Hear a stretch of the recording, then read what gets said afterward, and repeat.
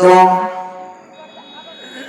আউযু বিল্লাহি মিনাশ শাইতানির রাজীম বিসমিল্লাহির রাহমানির রাহিম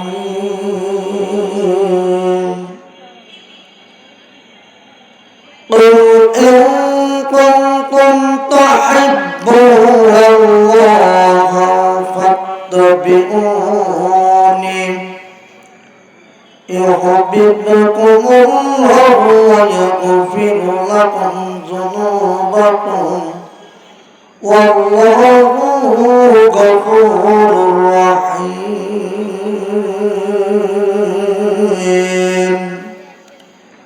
صدق رب العالمين. عن أنس رضي الله عنه أنه قال رسول الله صلى الله عليه وسلم لا يؤمن أحدكم حتى أكون أحب إليه من ولده ووالده والناس أجمعين متفق عليه أو كما قال عليه الصلاة والسلام. ওর মুসলিম ছিল বীরের জাতি ছিল সম্মানিত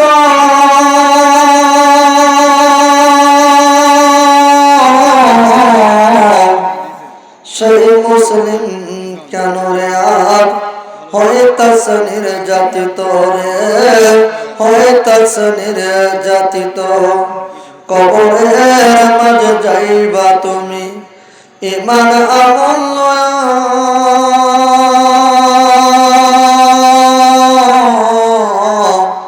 ওরে জান্নাত দিবে মাফ করিয়া আল্লাহ খুশি হইয়া রে আল্লাহ খুশি হইয়া দুনিয়ার লাগে করলা তুমি সারা জনম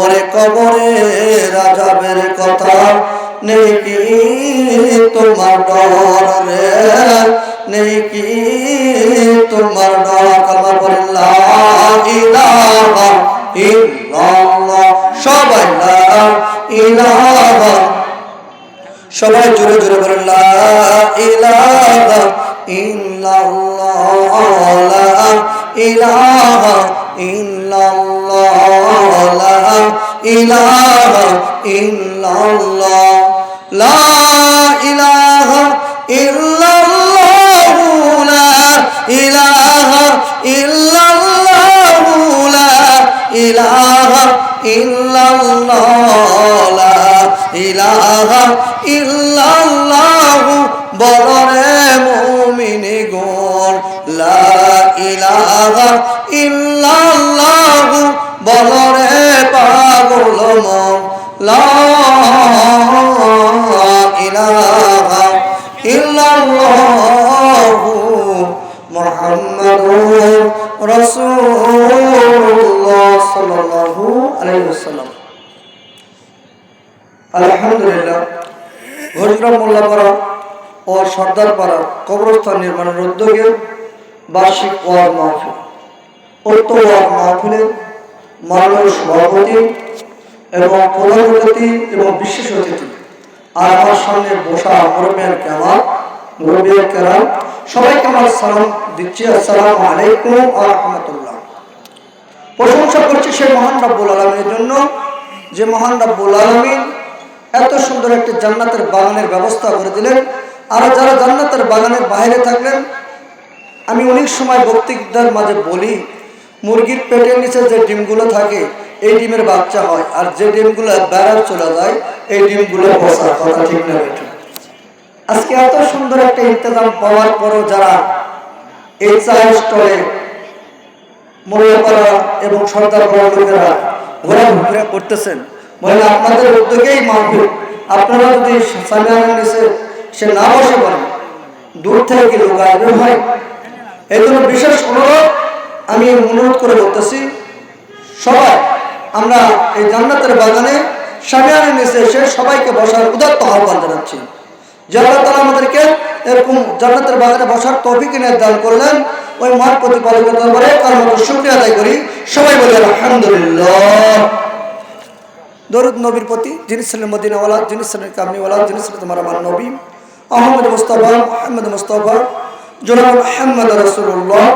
সবাই বলুন সাল্লাল্লাহু আলাইহি ওয়াসাল্লাম। সম্মানিত হাজিরিন, আল্লাহ তাআলা আমাদেরকে একটা মাস দিয়েছিলেন। সেই মাসটা হলো রহমতের মাস, বরকতের মাস, নাজাতের মাস, গুনাহ মাফের মাস, তাকওয়া অর্জনের মাস। কথা ঠিক না ঠিক? তাকওয়া অর্জনের মাসের পর আমরা একটি দিন পেলাম, সেটা হলো রমজানের রোজার শেষে এলো খুশির ঈদ। এই খুশিতে আমরা নামাজ পড়লাম, খুশিতে ইবাদত করলাম, খুশিতে ঘোরাফেরা করতেছি। মনের ভিতর আবেগপূর্ণ একটু দীর্ঘ এক মাস সিয়াম সাধনার পর শরীরটা একটু হালকা হয়, একটু ঘোরাফেরা করলে মনটা ভালো হয়। কথা ঠিক না বেঠিক? এখন এই ঈদ মানে খুশি, ঈদ মানে আনন্দ, ঈদ মানে সবকিছু। কিন্তু আমার কোন যুবক ভাইদের মধ্যে দেখা গেল যে ঈদ মানে আনন্দ, সাউন্ড বক্স নিয়ে ওই হলো ভুড়ভুড়ির পিছে বান্ধা ড্যান্স করা। নাউজুবিল্লাহ। মহান রব্বুল আলামিন কুরআনুল কারীমের মধ্যে বলেন, ইয়া আইয়ুহাল্লাযীনা আমানু কুতিবা আলাইকুমুস সিয়াম কামা কুতিবা আলাল্লাযীনা মিন ক্বাবলিকুম লাআল্লাকুম তাত্তাকুন। আল্লাহু আকবার। আমার আল্লাহ রাব্বুল আলামিন ইমানদারকে ডাক দিয়ে বলেন, বিশ্বাসী কোনদিকে ডাক দিয়ে বলেন, অবিশ্বাসী তোমাদের উপর রোজাকে ফরজ করে দেওয়া হয়েছে, যা তোমার পূর্ববর্তীর উপর করা হয়েছিল, যাতে তোমরা খোদাভীরু হতে পারো, যাতে তোমরা পরহেজগার হতে পারো, যাতে তোমরা তাকওয়া অর্জন করতে পারো, আল্লাহর ভয় আল্লাহর দিলে সেট করে নিতে পারো। এই এক মাস মাহে রমজানের রোজা পাওয়ার পর আমরা এই এক মাস রোজা রাখলাম, আর এই এক মাস রোজা রাখার পরে আমাদের এই এক মাস থেকে আরো যে 11টা মাস আছে, এই মাসের শিক্ষণীয় মাস হলো এই মাহে রমজানের মাস। তাহলে এক মাসের রোজা আমরা রোজা করার পর আমরা গুনার কোনো কাজ করবো না, আল্লাহর ভয়ে, আল্লাহর বিরহ, যে কোনো খারাপ কাজ করতে গেলে যেন ভয় প্রদর্শন হয়, এই ভয় প্রদর্শনের মাস ছিল এই রমজানের মাস। আজকে দেখা যায় অনেক সময় রমজান শেষ হয়ে গেছে, একদিনে দেখা গেল যে কোনো একটা অনুষ্ঠান, কোনো একটা ওই বক্স সেট নিয়ে আসে, ড্যান্স করে একদিনে যে এক মাসে যেটা কামাই করলো সব শেষ করে দিল। ও বাবা, এদিকেও খেয়াল রাখলেন। আমরা ওই গুণার থেকে আমরা বাঁচতে চাই, আল্লাহ আমাদেরকে হেফাজত করে। এই জন্য আল্লাহ তাআলার কাছে আল্লাহ রাব্বুল আলামিন কুরআনুল কারীমের মধ্যে আরেক জায়গায় বলেন, ইয়া আইয়ুহাল্লাযীনা আমানু তাকুল্লাহ ওয়া কুনু মা'আস সাদিকিন। আল্লাহু আকবার বলেন। আল্লাহ রাব্বুল আলামিন ঈমানদারকে ডাক দিলেন, কোন বেঈমানকে ডাক দিলেন না, কোন কাফেরকে ডাক দিলেন না, একমাত্র ঈমানদারকে ডাক দিয়ে বলেন, ও ঈমানদার কোন ইত্তাকুল্লাহ, আমার জন্য পরিপূর্ণ ভয় করো। বলেন তো আমার দিলে ভয় থাকা দরকার কার? আমার দিলে ভয় থাকা লাগবে আল্লাহ, আমার দিলে ভয় থাকা লাগবে মহান প্রতিপালকের, যিনি আমাদের সৃষ্টি করেছেন, যিনি খাওয়াইলে খাই, যিনি পড়াইলে পড়ি, সমস্ত কিছুর মালিক। একমাত্র ভয় করতে হবে ওই আল্লাহর। কথা ঠিক না ঠিক? যদি আল্লাহর ভয় করে চলো, আল্লাহর ভয় করার পর দুটা আমল করো, তো আমল কয়টা করা লাগবে? আমল করা লাগবে দুইটা। এক নম্বর যে আমলটা করতে হবে, আল্লাহ রাব্বুল আলামিন কোরআনুল কারীমের মধ্যে বলেন, ইন্নাল্লাযীনা আমানু ওয়া আমিলুস সালিহাতি। আল্লাহ রাব্বুল আলামিন কোরআনুল কারীমের মধ্যে বলেন, ইন্নাল্লাযীনা আমানু, নিশ্চয় যারা আল্লাহর উপর পরিপূর্ণ বিশ্বাস স্থাপন করেছে, না দেখা জিনিসের উপর বিশ্বাস স্থাপন করেছে, আল্লাযীনা ইউমিনুনা বিল গায়ব, যারা অদৃশ্যের উপর ঈমান আনয়ন করেছে, না দেখা জিনিসের উপর বিশ্বাস স্থাপন করে। এরকম এই যে মজমার মধ্যে যারা বসে পড়ে, এই মজমার মধ্যে বসলে খুব ফজিলত বাজান। এই মজমার মধ্যে বসলে যদি মজমায় বসে যান কিছু হয়তো মানুষ শ্রোতা নাই, কিন্তু ফেরেশতা শ্রোতারা ঠিকই আছে। সুবহানাল্লাহ। এই ফেরেশতারা চতুর্দিকে ঘিরে রেখেছে, বেষ্টন করে রেখেছে। আল্লাহর কাছে আরজি পেশ করছি, ইয়া রাব্বুল আলামিন, ওই মোল্লাপাড়া সর্দারপাড়া বুদুর মোড়ে একটা তাফসীরুল কোরআন মাহফিল হইতেছে, ওরা তোমার ভয়ে ওখানে শুনতেছে। আল্লাহ তাআলা ডাকতে বলে, এই ফেরেশতারা কি আমার দেখছে? বলে না। আমার কি জান্নাত দেখেছে? বলেন না। আমার কি জাহান্নাম দেখেছে? বলেন না। না দেখা জিনিসের উপর বিশ্বাস করার নাম কি? বলেন বলেন। ঈমান। না দেখা জিনিসের উপর বিশ্বাস করার নাম কি? ঈমান। না দেখা জিনিসের উপর যখন বিশ্বাস স্থাপনা করেছে, এই বিশ্বাস স্থাপনা করার কারণে ও ফেরেশতা তুমি সাক্ষী থাকো, আমি আল্লাহ তাআলা তাদের জীবনের উপর রহমত করে দিলাম। বিশ্বাস করলে একমাত্র ইন্নাল্লাযীনা আমানু ওয়া আমিলুস সালিহাত। এক নম্বর আল্লাহর উপর পরিপূর্ণ বিশ্বাস। মুখে বলতেছে বিশ্বাস আছে, অন্তরে কিছুই নাই। মুখে বলতেছে আল্লাহ আছে, আজান দিয়েছে, মসজিদে যাওয়ার খবর নাই। বলেন বিশ্বাস হলো? কোনো খবর নাই।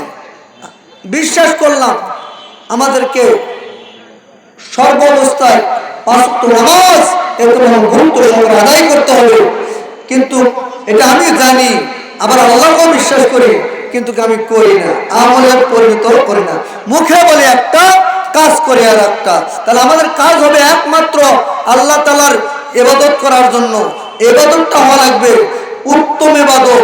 ইবাদতের মধ্যে কোনো শিরক থাকা চলবে না, ইবাদতের মধ্যে কোনো বেদাতি থাকা চলবে না। একমাত্র আল্লাহকে সন্তুষ্ট লক্ষ্যে আমাদেরকে ইবাদত করতে হবে। জোরে বলুন সুবহানাল্লাহ। আল্লাহ রাব্বুল আলামিন বলেন, ফাদখুলি ফি ইবাদি ওয়াদখুলি জান্নাত। ইবাদত করো, জান্নাতের মধ্যে ঢুকো। কথা কার? বলেন।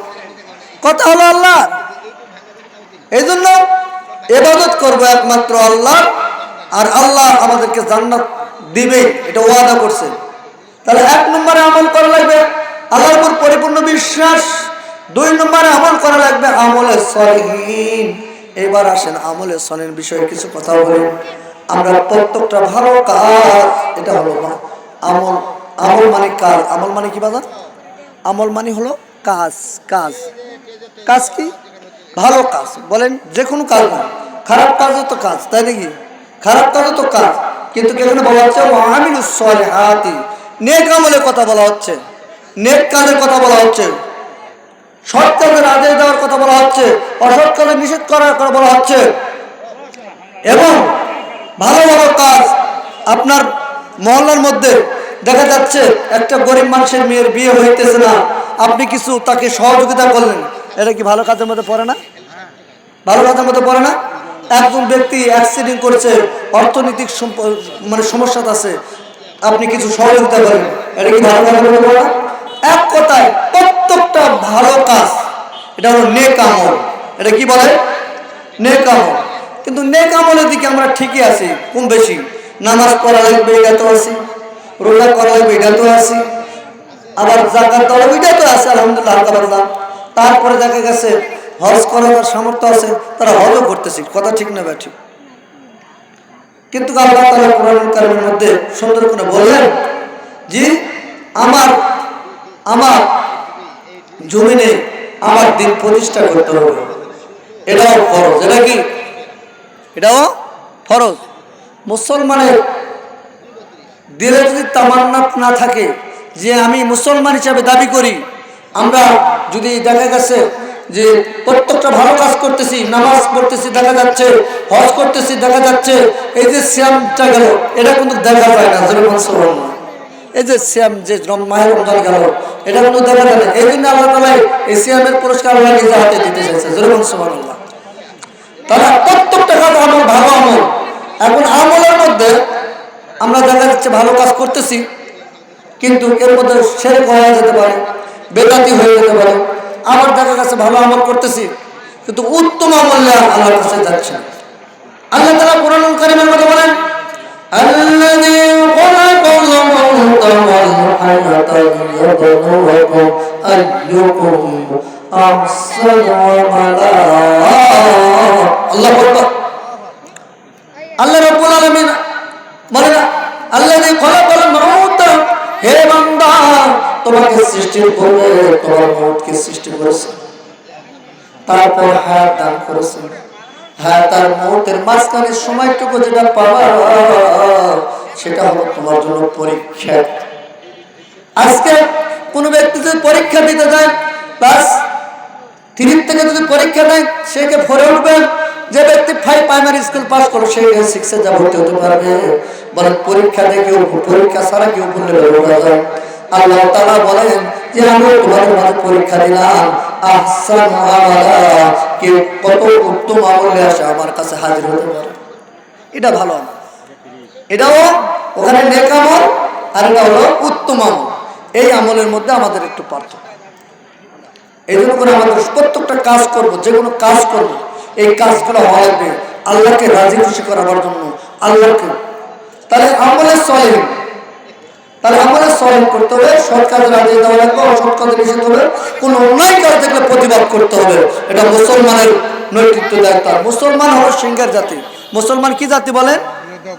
অন্যান্য নবীর চেয়েও আমাদের দাম বেশি, অন্যান্য নবীর চেয়েও আমাদের দাম বেশি। আমরা ভুলে গেছি। মুসলমান অর্থ হলো আত্মসমর্পণকারী। আত্মসমর্পণটা আমরা করবো কার কাছে? কোন তাগুদের কাছে।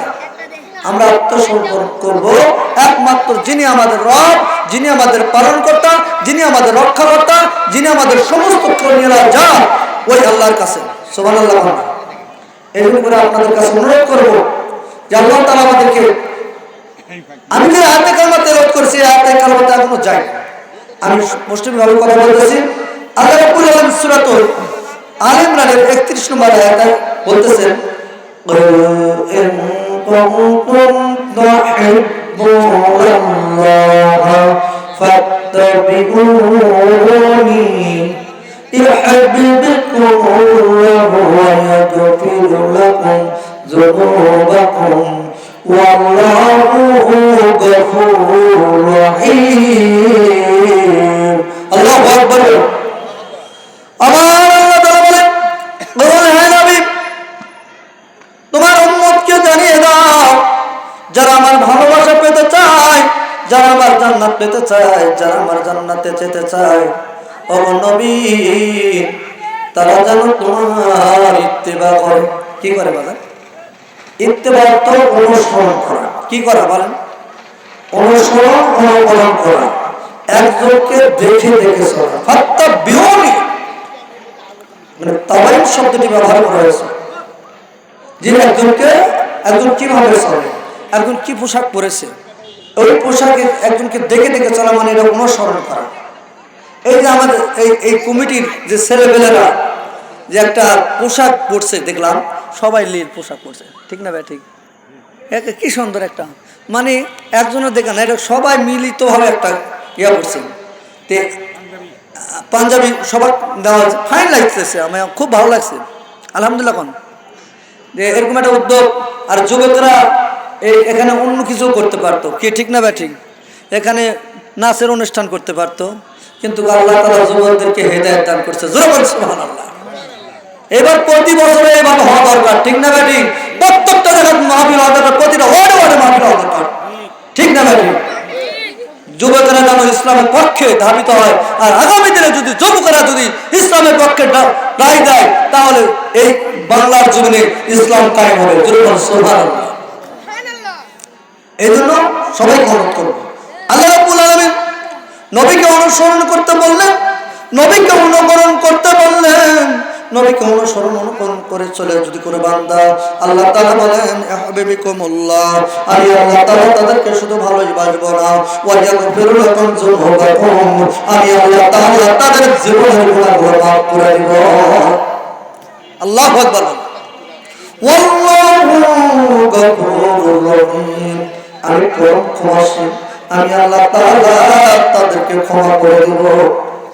এই জন্য সবাইকে অনুরোধ থাকবে যে নবীকে অনুসরণ করে আমরা আমাদের নবী, যে নবীর সুপারিশ বিনা আমরা জান্নাতে যেতে পারবো না, ওই নবীকে ইত্তেবা করব, ওই নবীকে অনুসরণ করব, ওই নবীকে আমরা ভালোবাসবো, ওই নবীর প্রেমে আমরা মাস্তানা হয়ে যাবো। সুবহানাল্লাহ। ওরে নবীর প্রেমে পাগল যারা প্রেম খেলা খেলে, ওরে নবীর প্রেমে পাগল যারা প্রেম খেলা খেলে, নবী